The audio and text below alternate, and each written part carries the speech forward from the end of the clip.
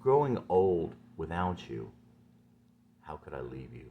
Bow-legs and pigeon-toed, and you talked with a lisp, just a skinny little girl, but you weren't like anyone else, 'cause you were smart and wild, blonde hair and blue eyes, and they all loved you there beneath those northern skies. You were cute and different, and no one could make you cry, but that was about to change for all the reasons why. He always called you worthless, just a no good for nothing kid. Wish I had been there for you, just to say it wasn't true. After your family moved, so many said the same. No one here would love you except embarrassment and shame. Once you thought you found the love this time you could keep, you held out hope even though she said you were a creep. I remember that time when you didn't have one friend.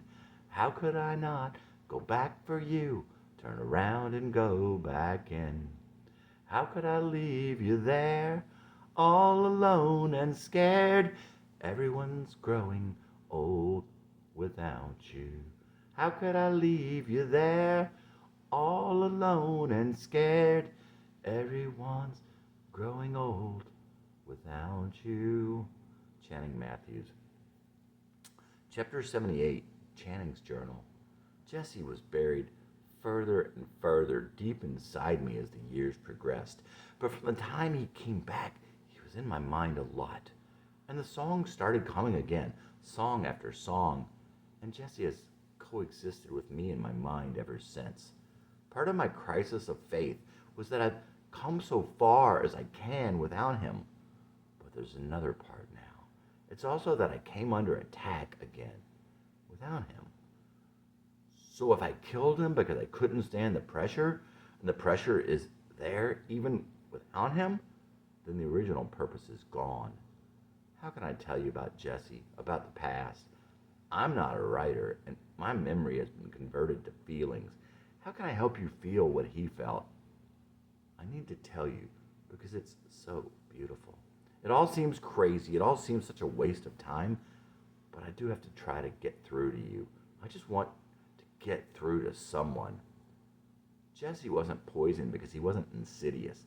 Jesse was bad news, but the kind that never hurt anyone else. Jesse lied, he cheated, he stole. I've been called brutally honest. There isn't any difference. I've always liked the idea of the river analogy. It's so beautiful. I'm looking at the Cumberland River right now as I drive over it, but I never could figure out how to use the river analogy. It just didn't make any sense in my world. Time is obviously a river, and the water is all of our little lives, headed to death and nothingness. Eventually, no one will even know they lived. That's the river I see. The only river analogy that's meaningful to me is the picture of something in the river that doesn't want to go that way. Oh, that was Jesse. But he didn't know he was in a river. Will it matter in 5 years? That is the question that you should ask every minute of your life. If we lived that way, life would be so much better. But Jesse's problem was different, though. It was as if he lived by the answers to that question, but too religiously, because ultimately, all the little decisions that only matter in the moment, they will add up, and the sum total of all those decisions will matter in 5 years. I have this image in my mind that when Jesse died, dozens, probably hundreds of carrion eaters descended on his body. But they found they couldn't eat him, but he was not made of matter. We not only dance all over our graves, we walk on a field of flesh-eating snakes. Yeah, they're poisonous and they can bite at any time, and sometimes they do. We don't know what it is that is biting us, though, because they're the size of bugs. Why don't they kill us? Because they would as soon eat the soft, dead flesh, and they just as soon we live and grow. They know we are killing ourselves, so why bother with the exertion of bringing us down? I'm so fucking tired of spending the night building my own tomb and in the morning waking in horror and tearing it down. The metaphorical night and the metaphorical morning. Something's wrong there because it's night all the time. Mornings are just glimpses of what? I don't know. I have no words for it. An old Indian told his grandson that there are two wolves that live inside of you. One is all things noble and good, kind and brave. The other is all things bad and evil. And they're in a mighty struggle to the death. Grandfather, which one lives? The one you feed. The sum of my fears. I feel the evil all around me. I feel like nothing more than the sum of my fears. Answer as a man, I'd be happy if I was just a good girl who thought she was bad. Maybe it's the sickness. Maybe it's the drugs. Maybe it's the sickness unto death come calling early. And maybe madness is just a failure of strength in the face of complete lucidity. Don't see the battle all around you if you're not ready yet. I feel the evil all around me. I feel like nothing more than the sum of my fears. Channing Matthews. If you get a glimpse of what really goes on in the world, you come to realize that you are surrounded by evil forces, and most of us don't have the strength to take that. As William Blake wrote, if the doors of perception were cleansed, everything would appear to man as it is, infinite. But what William Blake did not know is that they would also see the monumental omnipresence of evil. If you aren't ready to face this with lucidity, your strength will fail. Channing believed that this failure of strength may be one kind of madness. Don't see it if you aren't prepared. Jesse used to think at times of torture. He felt that if he could not face the idea of torture mentally, he could not survive the fight. Jesse felt that human love and human freedom must be earned at all costs, and he felt all the more so the kingdom of God. Rick, is there anything in your past that you wish you could change? Anything you feel that if you had done differently, your life would have gone in a different direction? Is that anything you have thought about? I'd gone to a Catholic school in Evansville. When we moved here, I started out at Moordale. It was a hard transition at first. Then my parents were able to get me into Holy Family. But it was my choice whether or not I wanted to switch schools. I'd finally started fitting in at Moordale. It was going well before I switched over to the Catholic school. I often think that maybe I should have stayed there. The other thing that I had thought about was football. I played football through 8th grade. Then I got hurt and decided not to play my freshman year. I think that was a mistake. I would probably have been a third stringer, but I think I should have stayed with it. That's something I think about. I never forced myself to stay with anything. It wasn't like Rick to ask, "What about you?" But he was always okay to volunteer information when Channing wanted to talk about it. But Channing told him anyway, "You know, I don't think I could have changed anything if I had tried. I would have liked for things to have been different, but I don't think I was capable of doing them differently, even had I known. No matter how many times I could have gone back and done things over, I think it would have always come out the same. Clearly, I wish I had stayed in Rockland, and there are many things I regret doing. Much I regret about me, many things I would have changed about myself had I been able, but I don't think I could have." Then there was the other side of it. Everything that ever happened is what led him to where he was today, and he wouldn't risk changing anything. He thought, "No man on earth is as fortunate as me. Rachel and the kids are the greatest gifts God has ever given any man. And besides, I wouldn't have my songs if it weren't for the bad stuff. I wouldn't be me if it wasn't for the things I've done and what was done to me." Also around this time, he sent Rick an email. Life, what is it for? Wait, no, that question is bogus. Your life, what might it be for? Rick replied that life is a random event in the chaos. Channing was definitely not happy with Rick's answer. "No, Rick, random is actually impossible. Nothing can be random. It breaks every law of science. If something appears to be random, it is either that the external process acting out the random event is unknown, or our gauge cannot measure at a high enough precision all the variables, or all the variables are not known. Every time it rains, there had been 100% chance of rain. If the weatherman had stated that there was a 30% chance of rain, it means that he had found historical matches for those measurements. 30% of the matches ended up in rain. 70% of the matches ended up without rain. The adequately accurate measurements of the full number of variables in the full process that acts to produce the rain would always show a 100% chance of rain or a 0% chance of rain. The measurements available to the weatherman are not a high enough level of detail, and he is not measuring everything in the process. This is not just semantics. A random number generator works the same way. There is a number that will come up with each spin. If you have a full understanding of the generator, you will always know what the number is. It is not a random number. It results in a more or less even distribution. There is no random there. You can picture a gaggle of flawed, human-like gods with warped senses of humor playing behind the scenes of your life. Or you can envision an all-knowing God working out all things for the best in his infinite wisdom that not only exceeds ours, but also seems to contradict ours. From down here, just seeing the results through the lens of our preconceived notions, there's no difference. Each force seems unknowable, but neither is it random. Be sure that you have an open mind.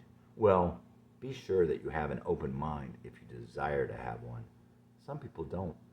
The most closed-minded people are the ones who hate people with closed minds. Remember, we hate most in others what they hate in themselves, what we hate in ourselves. And don't let yourself get old. There's two ways of getting old: giving up our ideals and taking shortcuts and pursuing our ideals. Most people only consider the first way, and it's often the second way that gets us. Either way, you end up being exactly who you didn't want to be. Many of life's failures are people who did not realize how close they were to the success when they gave up. Thomas Edison. He'd want as much to discover this about Jesse as to read again the tragic misunderstanding in Wuthering Heights. It was a terrible combination of what was overheard and what was not heard. Catherine did not know that Heathcliff was just outside the window. He overheard her state, "It would degrade me to marry Heathcliff now." Catherine followed that by stating that Heathcliff is more myself than I am, right after he left. Nothing in life disturbed Channing quite so much as the tragic failure to communicate feelings. Well, maybe one more thing was worse: abuse of innocence. Channing would write about this in his journal. Channing's journal. As long as we allow one child to be abused, sexually, physically, emotional, as long as we allow one woman to be raped, as long as we allow any domestic violence, any assault, we are not a civilized society.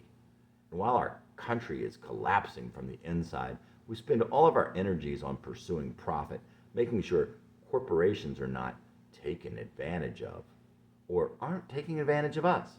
Taxes are not too high, or too low for some.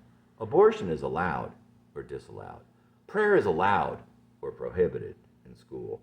Osama bin Laden is captured. Riverboat gambling is stopped or started. I don't care if it is for or against these things that our politicians spend their time on. They are taking their eyes off the collapse of our society. Like Rome, we will collapse from within, not from without. I would have gone insane or taxi driver if it weren't for God. I know that somehow God takes care of the collision between evil and innocent. I don't know how, but I do know that he does, and that it is above our understanding at this time, and he gives me peace of the soul regarding those things for which we can find no peace in the world. Dragons on the path. I've been to the crossroads, and I said no, not for all the gold. It's a beat up patchwork, broken down soul, but it's all I've got that's mine. Does the answer to my future lie within my past? There's a pathway that I cast. If the answer is it doesn't, I can put my demons down at last. Are the keys to my redemption still within my grasp? How far have I to go? Enough, slay the dragon. He's granted you control and time. Channing Matthews. Chapter 79. Channing wrote in his journal around this time. He didn't address anyone. Channing's journal. Suppose that I had been a hired killer. I'd been looking to get out of the business. Along came a client. He wanted someone to kill him. So I asked him, why can't you just run away? Why do you have to die? If I help you run away, could I take your place? Could I take your life? There were only a handful of people I would have to fool. Rachel, my mother, my brother, Rick. Jesse gave me things he had written, told me everything I needed to know, all the secrets that the others knew about him, all the things they shared. I studied the way he walked, how he talked. I studied his moods, the way he reacted to things, the things he would say. So I've been living Jesse's life for 20 years, and in all that time, I have not run into anyone who has seen him, not one encounter. And see, I began to have what I have come to think are his thoughts in my head. So did he go on and kill himself after getting me to take his place? Did I kill him after all? Just suppose. I'm not saying. Chapter 80. We are living in very dark times, and men have always danced upon their own graves. He felt there was a little light left when he was growing up, and even though he was dark and different from those of his generation, it was for him and others of his generation to share that light. Channing thought there are no prophets here anymore. It's up to us. He also felt that all his confusion came from playing around with evil, and that his lack of fight came from reflecting on his own weaknesses. Stop dancing.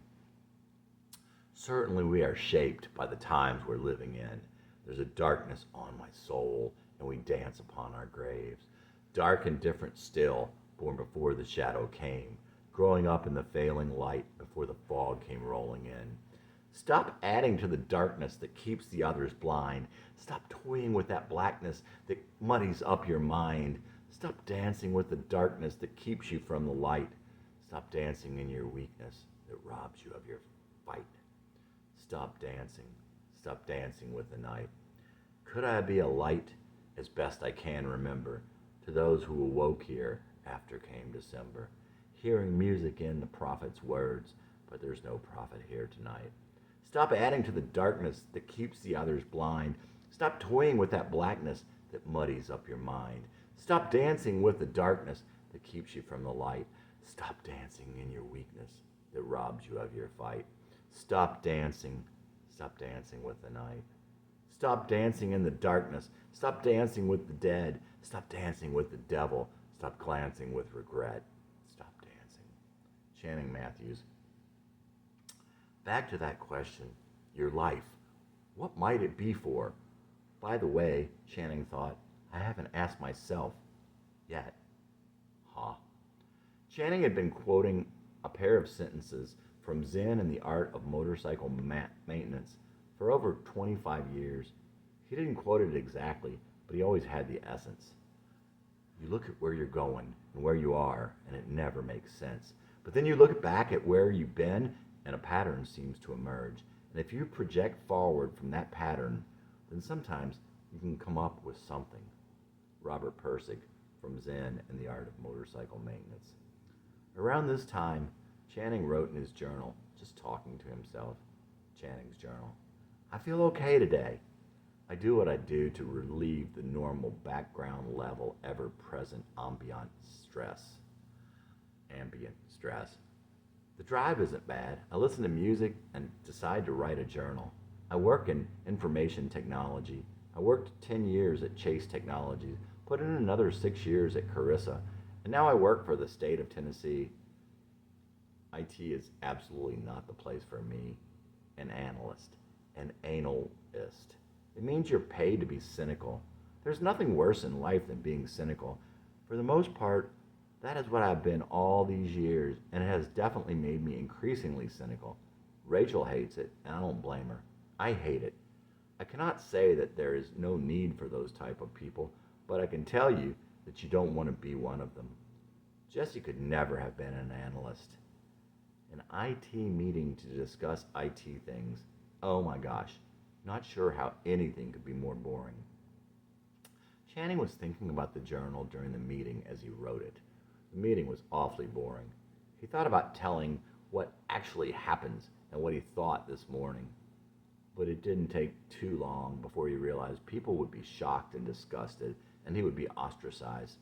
Obviously, he needed another approach. Channing loved his grandmother's house on Fairway Drive. His grandfather had built their house when his mother and her sister were young. His grandfather was a builder. He worked and saved and started his own construction company, Ulster Construction. He built affordable housing for a lot of people near their hometown of Asheboro, North Carolina. The first thing you learn in construction is the importance of a sound foundation. It reminded Channing of Jesus' talk about a house built on rock versus a house built on sand. A family also needs a firm foundation, and Channing believed his grandfather had also given them that.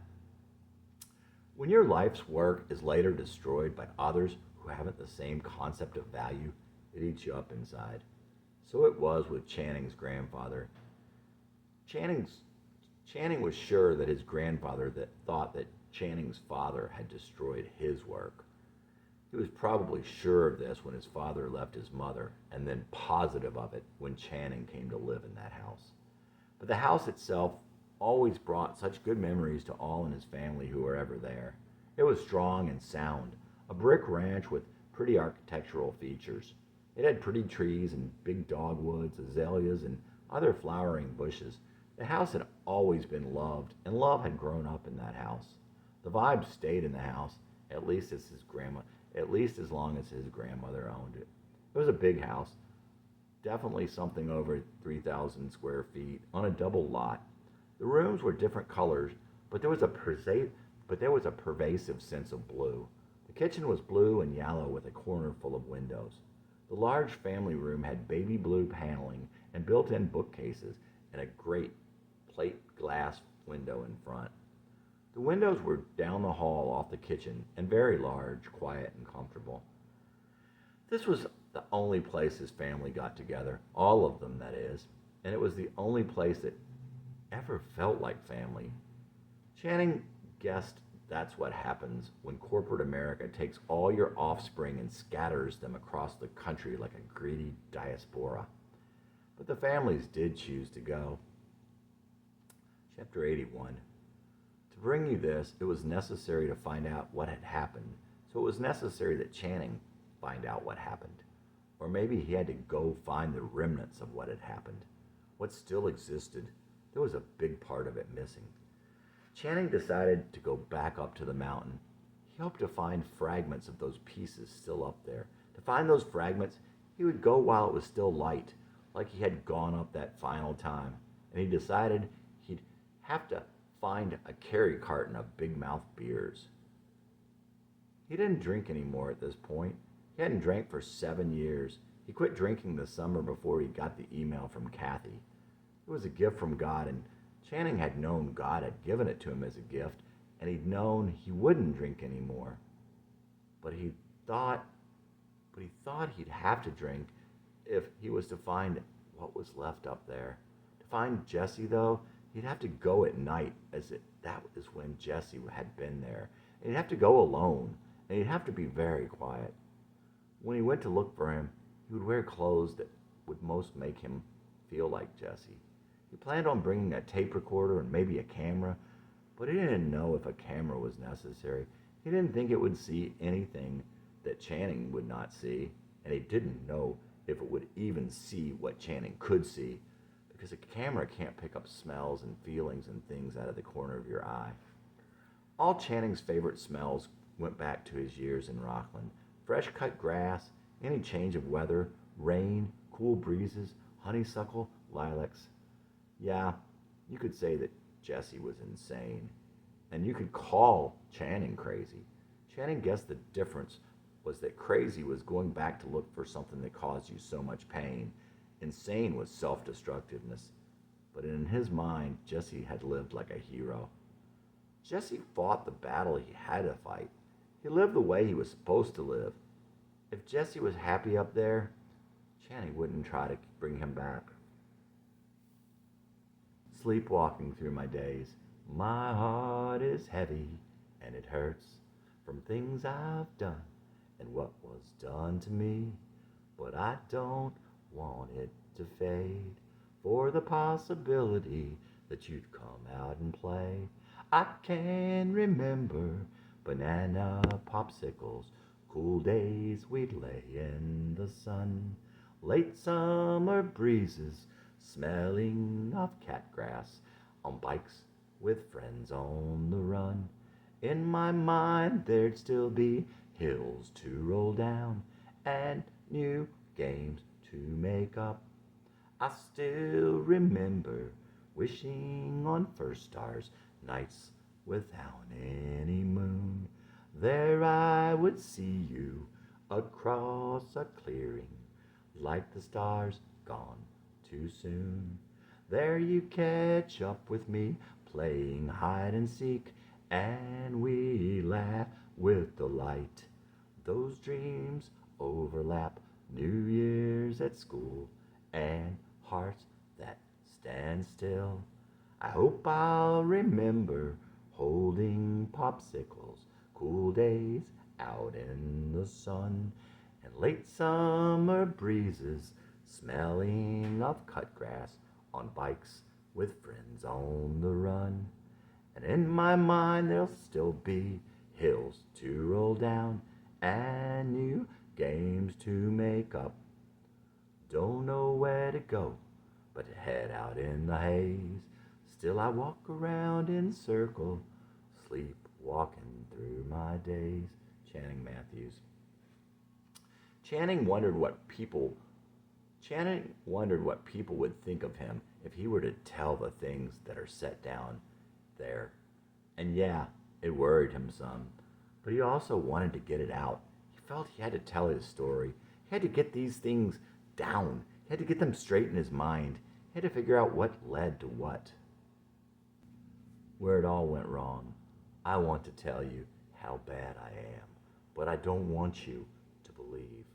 My evil knows no bounds except for your love, which in turns knows no bounds at all. Just like Satan, I was a liar and a thief from the beginning. Yeah, you're better than I'll ever be. Everyone's better than I've ever been. A bright and beautiful little boy in a convenience store. His mom called, Channing, let's go. So it's not the name I know. How far back do I have to go to find where it all went wrong? My heart, my soul, my mind, how far back in time? Once I dreamed someday I'd be pure, flashing across the sky like a star. But now I'm ugly again, and all that's left of the dream is a scar. Just like Satan, I was a liar and a thief from the beginning.